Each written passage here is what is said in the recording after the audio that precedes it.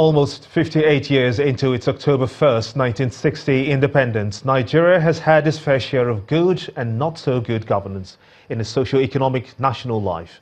Today, the country stands on the threshold of another anniversary that evokes memories of a young nation at birth, but whose fortunes have been imparted by both internal and external headwinds. In this report, Channels Television's business editor, Bosun Omofai, looks at the future of the Nigerian economy with the rearview mirror of its past. Nigeria's economic history since independence could at best be described as a work in progress. From decades of military rule to the few years of civilian democracy, the economy and its subsets of business, investments and markets have failed to lift many out of poverty, create wealth and improve the basic living standards. Today, Nigeria is much bigger by population and by economic size. However, the country is yet troubled by old issues of weak political governance structures, while battling challenges of a modern world like terrorism, illicit financial flows, globalization, and food insecurity. The critical thing for me, I call it development intelligence. Now, development intelligence means governments at the federal, state, and local will go out deliberately, identify private operators in priority sectors and go after them and make them offers of incentives to come produce in their own jurisdiction. In which case, federal government is looking after Nigeria as a nation. Then every state government, and this is where some of us are also disappointed with our state governments. Because the question was asked, how many of them have come up with plans that align with ARGP? And it turned out that only 4 out of 36 plus the federal capital. As the number of years away from the 1960 independence increases, so also are the yearnings of a population dominated by youths, whose discontent with the past is unheeding and in a hurry to grab a better and a prosperous 21st century. According to a new Gates Foundation report, young people are more optimistic about their future and the future of their country than older people. This level of optimism are highest in lower and middle-income countries like Nigeria, the report says. So, there is so much to be done as the country ticks off yet another independence calendar in 2018. The government would have to take hard decisions and bold actions that are consistent over a period of time, tasking the leaders in critical areas of national life like infrastructure. The demand for an improved and sustainable socio-economic future will continue to increase as Nigerians weigh the country's potentials, the promises and the deliverables. And if there is anything that the country's leaders do not have in abundance, it is time to deliver beyond the Independence Day rhetoric. Bosun Omofai, Channels Television News. Well, let's now take a further look at Nigeria's performance on the economic front in the past 58 years.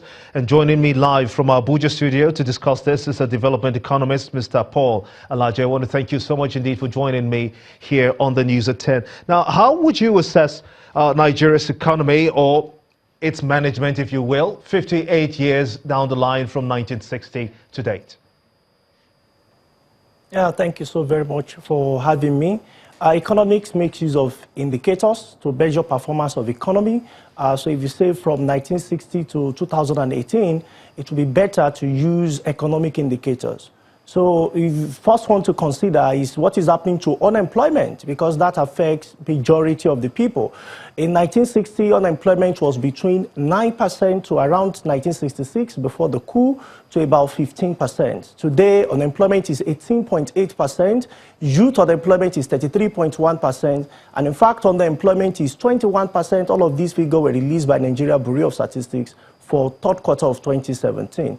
As if they were not enough, you may also want to know what is happening to GDP. When Nigeria was based on used agriculture as a key driver of government revenue and the major employer of labor, Nigeria's GDP growth rate was in fact higher than what we have today. The last GDP figures for the country is about 1.5%, or that's the GDP growth rate. Again, we may want to ask, what is exchange rate? While Nigeria was spending foreign currency in the 60s, when local currency was introduced, it was even higher than the dollar. But today, at import-export window, exchange rate is 360 to $1. Economics, local and abroad, have agreed that it appears that the parents of the millennia we have today, their own parent, which is the grandparent of the millennia today, might have lived a better life and in fact a more juicy life in economic-wise than what we have today. So what actually is the issue? Nigeria has earned over $1 trillion from crude oil upon its discovery to date. Now, when you look at our country and you observe what we have in terms of infrastructural development, education, etc., you wonder where the over $1 trillion investment has gone to. Does it mean Nigeria requires so much before it can achieve development? I'll give you an instance. United Arab Emirates, particularly in the city of Dubai, has a building called the Burj Khalifa, built with $1.5 billion US. The building today has attracted a lot of people to the country, spending so much in the country. $1.5 billion US is less than $2.1 billion that was allegedly embezzled by some persons, according to this government. But now, does it mean that we've built so many monuments in private just so that we can have a back and forth discussion and make this an interesting segment for our viewers to have an understanding? But you have talked about the agricultural sector in the past, which to you suggests that we have had better lives, should I say welfare for our people in this country, much more than we have today. But what must be done, in your view, to try to see that we get the economy back on track? Do we go back to the good old days, or where do we head to? Thank you so very much. The old days can never be better, because countries that have diversified, they don't diversify at the same level of production. Nigeria wants to diversify from crude oil, which is primary in the level of production, to agriculture, which is also primary in the level of production. It doesn't work that way. India, that handed over the baton of poverty to us, diversified from primary, which was basically agriculture and so on, into ICT and also manufacturing. China used to be the poorest place in the world for people to live in. It also diversified into manufacturing. So if Nigeria must get its economy correctly, we must ensure manufacturing is perhaps where we diversify our country into production, etc., into manufacturing. And to do this, that tells that we must get power supply very correctly, as well as we must also get infrastructure, education, and in fact educate and provide good health for our people. As we speak today, Human Development Index, Nigeria is rated 157 out of 189 countries. But if we put all of these things in place, more people will get jobs. There are people in Castina that farm cotton. But most of them, at least those ones I visited in research, let it rest. I must also thank you. My apologies.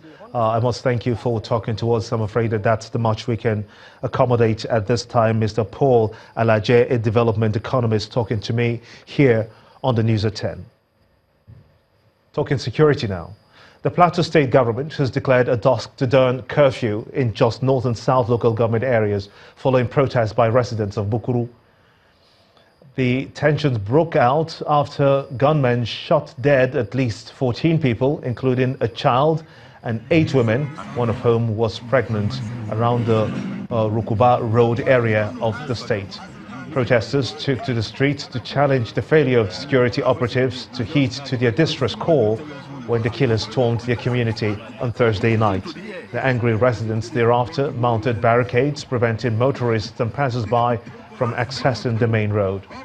In response to their protest, troops of Operation Safe Haven and policemen fired tear gas canisters to disperse the crowd and clear the barricade. Channels Television's correspondent in Plateau State gathered the tension has spread to Gadabu, Katako, Faringada, and the Jos main market areas, with traders and shop owners closing to avoid vandalism by hoodlums.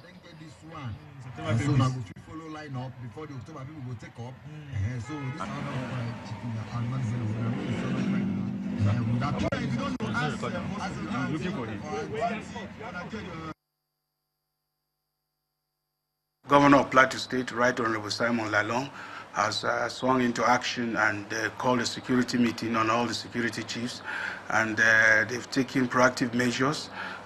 Because I speak with you, calm has returned to the area that we had this disturbance earlier today.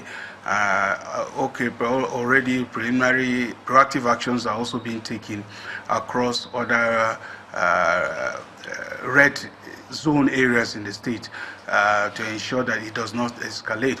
We want to, at this moment, call on the good people of Plateau State to remain calm, and because the security agencies are already on the streets, they've manned various areas to ensure the return of peace in the affected area. And also we want to also take this opportunity to plead against escalation of the crisis by merchants who benefit whenever such crisis exists. So we want to call on our people to be mindful of what they read, especially on the social media, and what they hear without verification. We are already taking steps to ensure that it does not spread. When the news at 10 returns, crude oil prices remain stable at $82 a barrel as U.S. sanctions on Iranian oil widens demands for OPEC producers. That's some business news. Join us again.